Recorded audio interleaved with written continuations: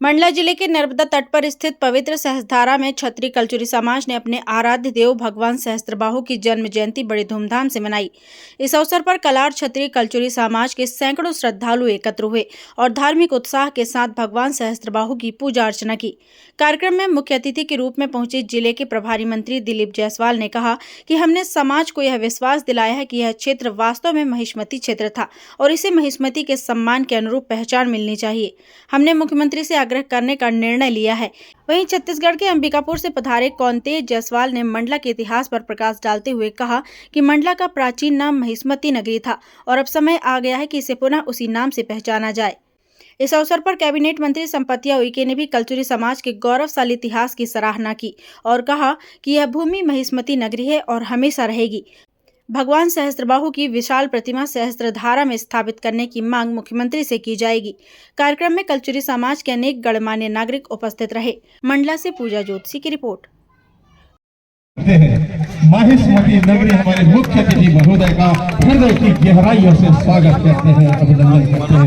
साथ ही अति विशिष्ट अतिथि के रूप में हमारी जनप्रिय और मंडला की विधायक और माननीय संपतिया उइके जी, कैबिनेट मंत्री लोक स्वास्थ्य यांत्रिकी विभाग मध्य प्रदेश शासन, उनका भी आगमन हुआ है।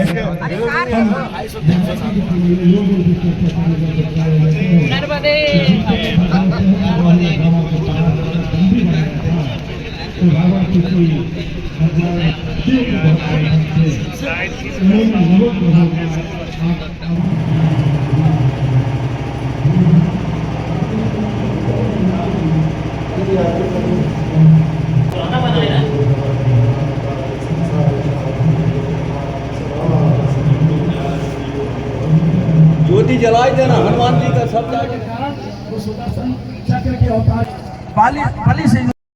जाता है ना, बात नहीं इतना कृपा करना। सहस्त्रबाहु जी की भी कृपा है कि आज आप सब लोगों के आशीर्वाद से विधायक चुने और माननीय मुख्यमंत्री जी ने दोनों भाई बहनों को आज यहाँ पे बैठा ले हैं। तो नीचे भी हम घोषणा करते हैं और भाई से भी मैं निवेदन करती हूँ, क्योंकि आप पालक मंत्री हैं, एक यहाँ पे सहस्त्रबाहु के एक भव्य मूर्ति यहाँ पे आप हम मिलकर के माननीय मुख्यमंत्री जी के सहयोग से यहाँ पे हम सब लोग प्रयास करेंगे और आप यहाँ पे घोषणा करेंगे, क्योंकि आप पालक मंत्री हैं। धन्यवाद। भगवान सहस्त्रबाहु जी की जयंती पर कलचुरी समाज ने आज हम सबको जो यहाँ पर बुला के जो हमें गौरव प्रदान किया, उसके लिए मैं समाज के प्रति आभार व्यक्त करता हूँ। वो अपने माननीय कैबिनेट मंत्री संपतिया दीदी जी के प्रति भी आभार व्यक्त करता हूँ और मैं समाज बंधुओं से भी यही निवेदन किया है कि आप अपने आप को हम भगवान सहस्त्रबाहु के वंशज बताते हैं, तो हमको अपने इतिहास को ध्यान में रखते हुए अपने वर्तमान को भी देखें और हम भविष्य को ठीक करें कि हम भी समाज में, राज्य में, प्रदेश में ऐसा काम करें कि जिससे कि हमारे पूर्वज जिस प्रकार से काम करके और गौरव प्रदान किया है, तो ऐसा हमको भी काम करना है।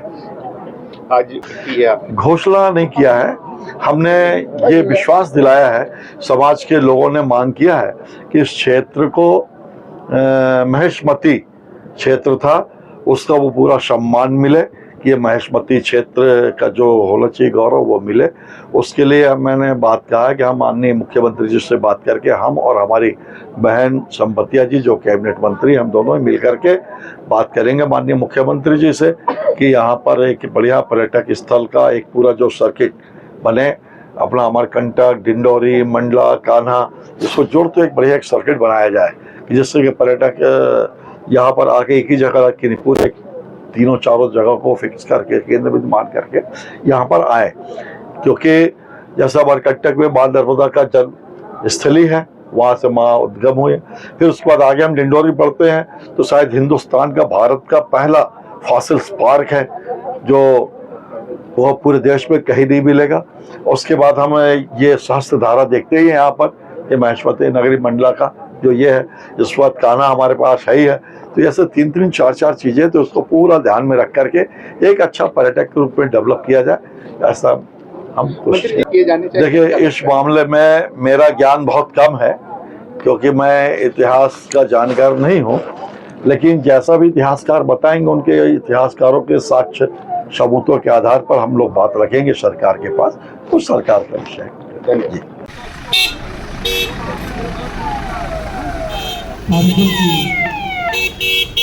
सफल